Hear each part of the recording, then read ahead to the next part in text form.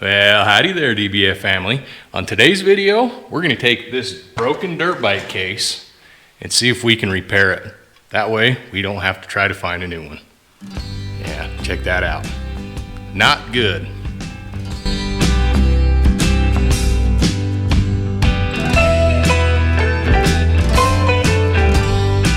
So what this case goes to is Jace's CR500. These cases are extremely difficult to come by, and when you do find them, they're pretty pricey. So it's worth the effort to put in to repairing this. Unfortunately, we're missing the piece that got broke off. Otherwise, I would just V it out, weld it back in, but like I said, don't have that piece. So first things first, we're gonna pop all the seals out of this thing, stick it in the Osonic cleaner, let it clean all the oils and garbage off of it as we can, and then I'll show you exactly how we're gonna build this up. So let's get after it.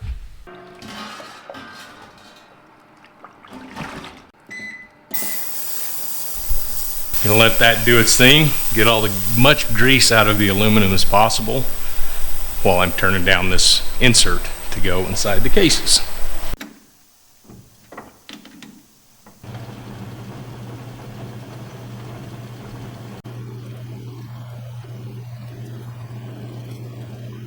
So I got the hole drilled through the new aluminum slug that we're going to put down inside of the case where it's broken.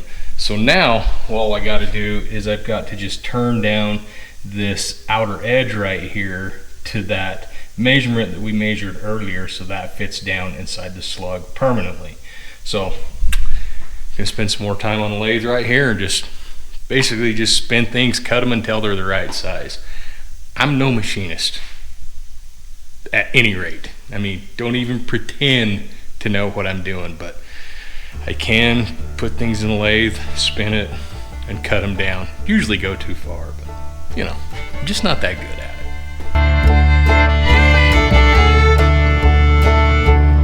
it. Okay, I think we got her. Yeah, check that out. I love the way aluminum looks after it's been machined. It's so pretty. I think it's way better looking than chrome. Just me though. Looks good though. We'll go pull the old case out of the cooker and see if this will press fit down in the hole we need it to go into. Let's see if the old turkey's done cooking the turkey, or case cover, whatever you want to call it. Hot. Man, I have to bust out the old pocket pliers for this one.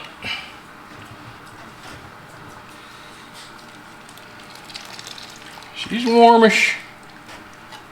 Warmish. It's dang hot, actually.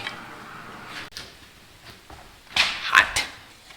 Before I put it in, I actually kind of cleaned off the area that's going to need the repair. Now you can see it just a wee bit better. So, while this thing is still warm, I'm going to take this and try to press that down inside there, like so, in the old shop press. So I'm going to clean off the soap, water, any of the contaminants off of here, and then we'll go over to the press this in, start welding. Gosh dang, that is still hot. Okay, here we go. Beautiful. Get a better look at it.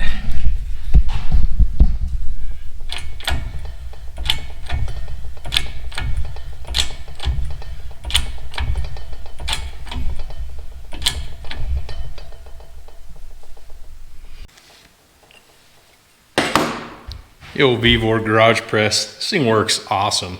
So if you guys are in the market for like a smaller hydraulic press for your garage, this thing's been awesome. I think this one's the 6-ton. These guys have been a great supporter of the channel, so if you guys need one, go check them out. I hope this kind of clarifies on what's going on here. So machine this piece, press it in the old case, which in turn centers up the hole, correct? Correct. Weld, smooth, make it all match, whatnot, and then we'll take and just start drilling this out. Drill, drill, drill until it becomes the size we need for the factory bolt to fit through. So let's get the TIG pulled out and start laying some big old fat aluminum beads on this thing.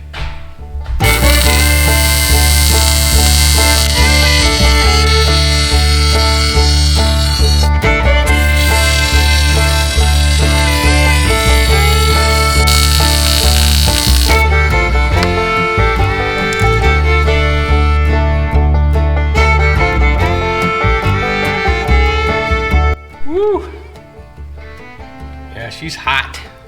What I did is I filled it all in with aluminum rod, and then after I got it built up, after every layer I should say that I got the aluminum rod in, I took my TIG torch and just went back and forth with just the torch alone to kind of flow everything out, and then worked my way up about 3 passes, and that's basically what we got.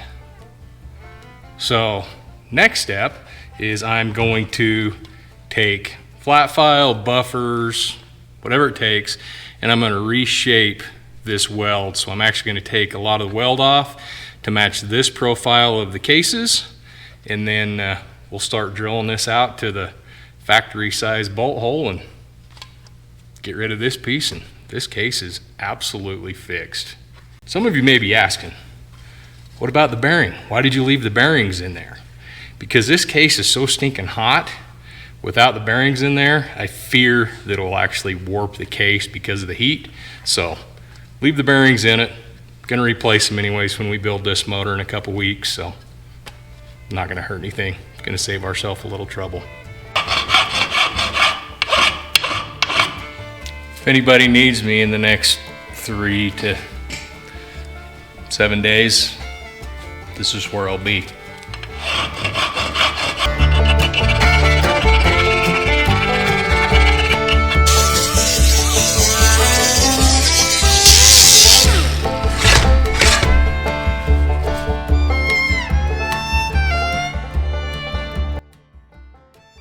Well, after about an hour of, just filing this thing down and taking the old flap disc and, the air grinder and whatnot, it turned out pretty dang good.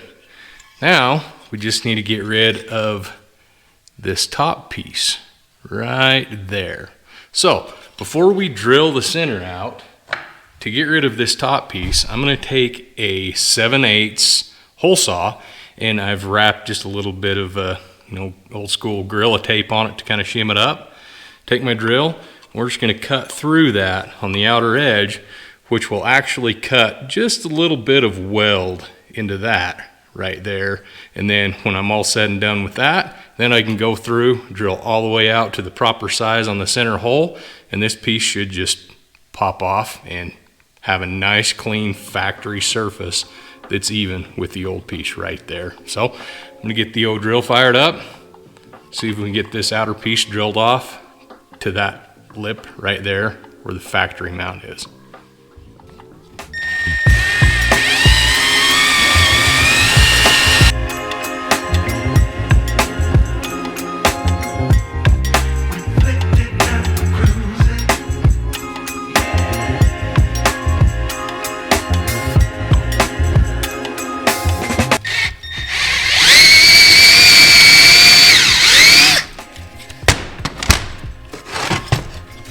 Just about there. See, there's the factory lip, so we're almost there.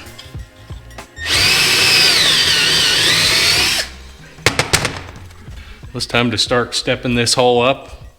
Start with 3/8 and work our way up to just almost 1/2 inch. Then we're done.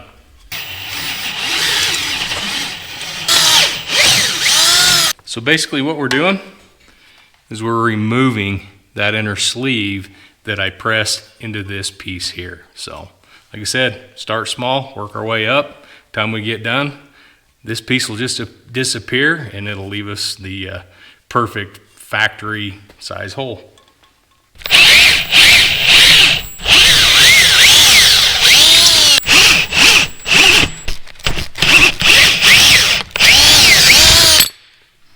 And know what you're thinking. This would be a lot easier if you had a mill. I agree, it would. I don't have a mill, but we're making do. Trust me, it's gonna work. Look at that. Ha! Perfect. Should be able to snap this off now. Yeah, we got her glued good. Might have to take and just cut that down and hand file that off. But that's okay. I can manage that. Look at that. It's starting to peel. Yeah, nice. See, now it gives us a factory height of where the case was. So we just got to match that to that. And we're done. Man, I love it when a plan comes together. That blind squirrel finds a nut every so often, doesn't it? I'm the blind squirrel. What can I say?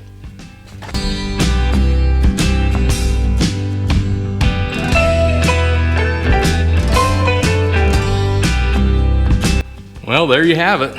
She's all done. Took me probably, I don't know, probably 3 hours. A little bit here in the garage this afternoon. Didn't take all that long.